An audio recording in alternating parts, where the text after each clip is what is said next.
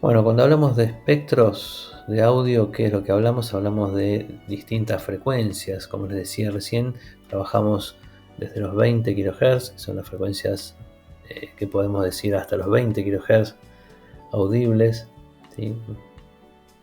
Por lo general en los 15 ya es muy difícil escucharlo, pero bueno, está comprendido dentro entre los 20 y los 20 kHz, ¿sí? Cuando hablamos de subgraves, ¿sí? O más graves que los graves, estamos debajo de los 25 Hz, en los graves entre los 25 y los 125, los medios y graves 125 a 400, y bueno, y así sucesivamente vemos como cada uno de estos segmentos representa a un tipo de clasificación de sonidos, ¿sí? Desde el más grave hasta los más agudos.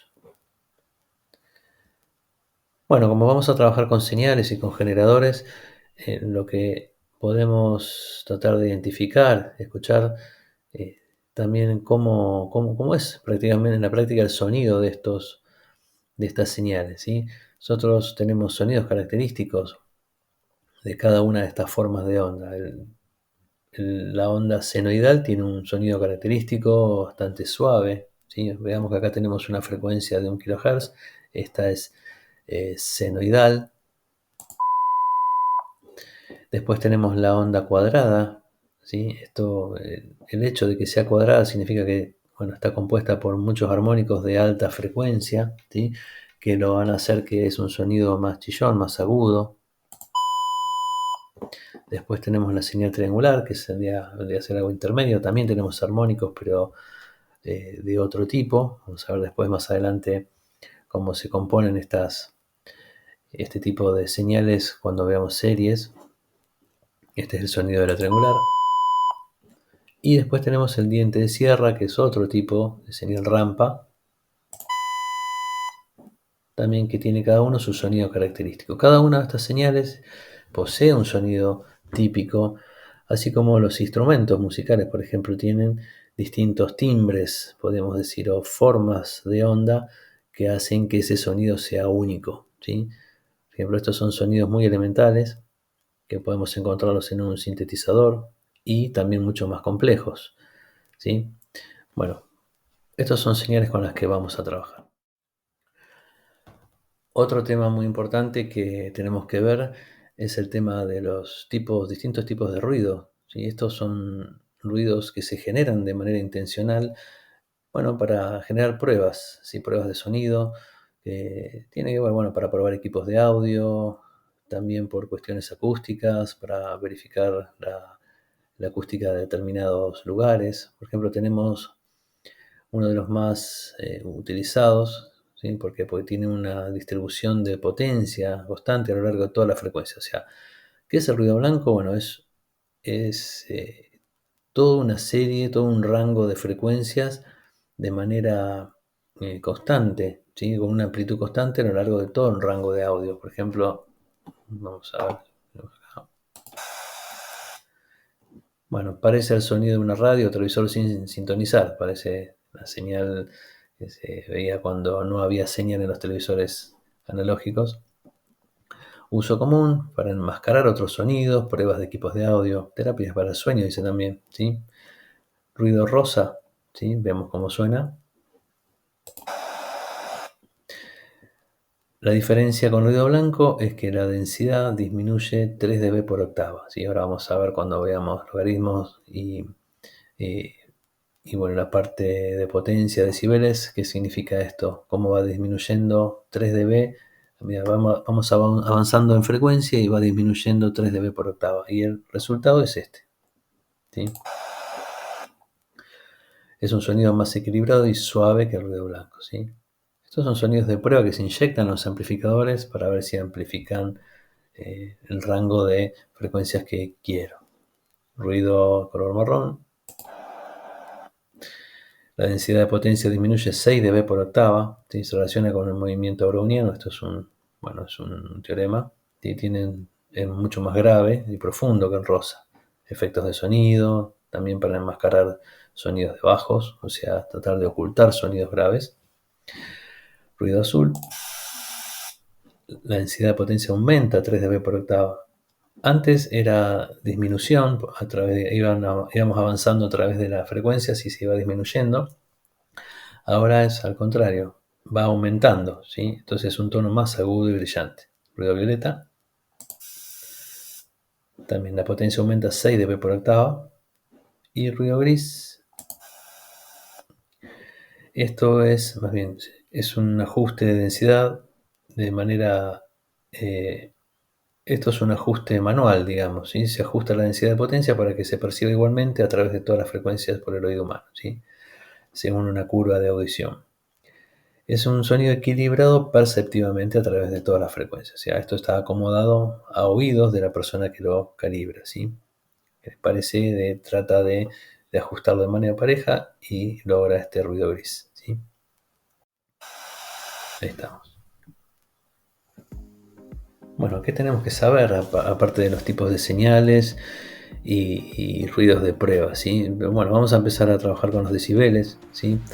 La unidad de decibel está definida por una expresión logarítmica y bueno, se utiliza en muchísimas industrias para definir niveles de potencia de audio, ganancia de voltaje, ¿sí? Y bueno, hay una respuesta auditiva humana a todos los distintos niveles y no es lo mismo un sonido que del otro, ¿sí? Son todos los percibimos de manera distinta y ahora vamos a ver que lo percibimos de una manera logarítmica, ¿sí? Por ejemplo, un motor a reacción, ¿sí? El motor de avión a reacción, 160 decibeles, ¿sí? Una sirena, 140, un martillo, 130, acá 120 es el umbral de dolor, ¿sí? Digamos nuestro límite de audición, en el cual si superamos esto ya estamos con un grado de deterioro permanente en la audición, ¿sí? Esto por eso siempre se alerta de no utilizar los auriculares a mucha potencia, ¿sí? Y después, bueno, todos valores de los cuales estamos más bien acostumbrados al sonido de la calle, música de fondo, tránsito, ¿sí? Los cuales están alrededor de los 70, 80, 90 decibeles, ¿sí? Bueno, acá estamos con el primer circuito en el cual vamos a analizar qué es lo que sucede cuando yo pongo un elemento pasivo como un capacitor, una resistencia en serie. Intento saber cuál es mi señal B0, ¿sí? Mi señal de salida B0 respecto de la entrada. Este es un filtro, ¿sí? Y este es la XC, ya habíamos visto que era la reactancia capacitiva, ¿sí? Cuanto mayor, fíjense, cuanto mayor es la frecuencia, que está acá en el denominador, ¿sí? Para un capacitor, cuanto esto se hace más grande, ¿sí? Esto se va a hacer más pequeño, ¿sí? Entonces, para frecuencias muy altas, el capacitor va a ser como un cable, ¿sí? Y para frecuencias muy bajas, esta era para frecuencias muy altas, y para frecuencias muy bajas esto va a estar como si estuviera cortado, ¿sí? Porque eso es infinito. Muy bien. Bueno, acá empezamos a ver qué es lo que sucede, ¿sí? Tenemos B0 y BI. Esto es la condición para un 0 Hz, ¿sí? 0 Hz es como si estuviera cortado. Pero a medida que va aumentando la frecuencia, el capacitor va dejando pasar las frecuencias más altas y en un punto vamos a encontrar la frecuencia de corte. ¿Cuál va a ser esa frecuencia de corte? Va a estar a 0,707, ¿sí? El valor unidad. Bueno, vamos a ver que esta caída entre esto y esto representa 3 decibeles. O sea, cuando cae 3 decibeles, la salida respecto de la entrada significa que es la frecuencia de corte. Acá tenemos un ejercicio. Determinar la frecuencia de corte. Acá tengo la expresión directa de la frecuencia de corte. Aplicando estos valores que están acá me da 318 Hz. ¿Sí? Acá la F1 va a ser 318, ¿sí? El doble va a ser 317 y así sucesivamente. Esto es para ir armando el diagrama de Bode, ¿sí? Bueno, Y acá tenemos el circuito, tenemos acá, lo pasamos, lo hicimos en LTSpice. Y vamos a ver que esto es 0 dB. Esta es la entrada. La entrada es esta. Vamos a poner el simulador directo, que es este. Ahí tenemos. Bueno, la entrada es esta. Ahí está. La entrada está en 0 dB y la salida, ahí está. Entrada en 0 dB y la salida vemos que empieza a caer acá a menos 3 dB, más o menos por acá. Vamos a ir poniendo un cursor ahí. Entonces, ahí está. Vamos a llevarlo hasta los menos 3 dB, que es la frecuencia de corte, quiere decir que es 316 da. Y bueno, es más o menos como me había dado acá, 318, sí, 318.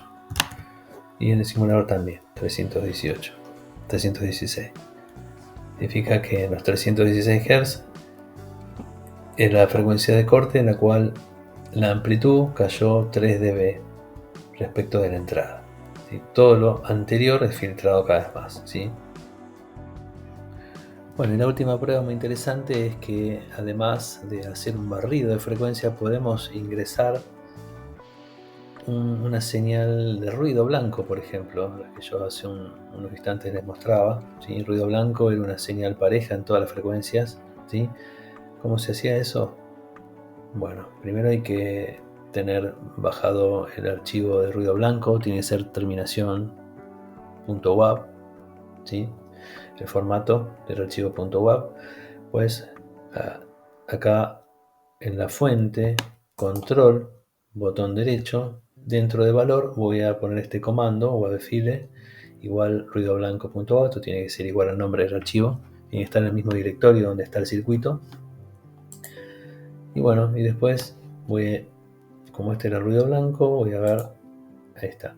Fíjense que lo que tengo es un rango parejo de frecuencia. Tengo una muestra de 1 segundo. ¿Sí? Si yo pongo acá ver FFT, la entrada primero, ¿sí? Ahí está. Este es el rango, fíjense, los decibeles respecto de la frecuencia. La frecuencia de audio está comprendida acá, dentro de los 20 kHz, de acá para abajo, ¿sí? Así que es más o menos parejo. Vamos a poner lo que sea lineal.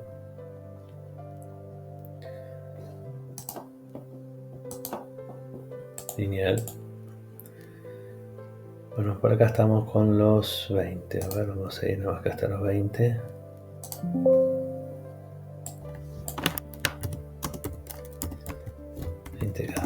Ahí está. Más o menos hasta los 20K son más o menos parejos la amplitud de todas esas frecuencias, ¿sí? Bueno, y ahora vamos a ver qué pasa con la entrada, ¿sí? ¿Qué pasa con la entrada? Con la salida, perdón, ahí está. Ahí en azul está la salida, ¿sí? Entonces vamos a ver este filtro que produce, vamos a ver FFT, las dos, ahí está. Bien, ahí tenemos, vamos a verlo en lineal.